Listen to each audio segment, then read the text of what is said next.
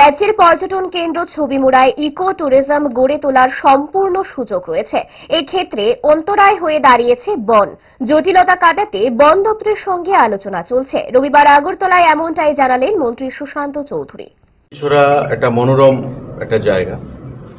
আমাদের শাসক দল বলুন, বিরোধী দল বলুন, বিধায়করাও আমাকে বলেছেন, আমি এবং ডাইরেক্টর সহ আমি সেখানে গেছি এবং আমি ব্যক্তিগতভাবে মনে করি যে এটা একটা combination or amalgamation of Dumbur and Chhabimura.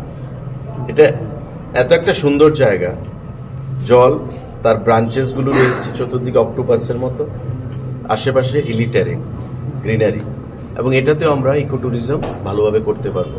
কিন্তু প্রশ্ন হচ্ছে বা সব থেকে যেটা বাধা সেটা হচ্ছে ইট কামস আন্ডার ফরেস্ট, এবং ফরেস্টের পিসিসিএফ ফরেস্ট মিনিস্টারের সঙ্গে আমি মিটিং করেছি, আমার সেক্রেটারি ডাইরেক্টর সহ। তো কিছু বাধা বিপত্তি আছে যেটা আমরা আলোচনা করছি, বাট এটার বিশাল অ্যাট্রাকশন রয়েছে।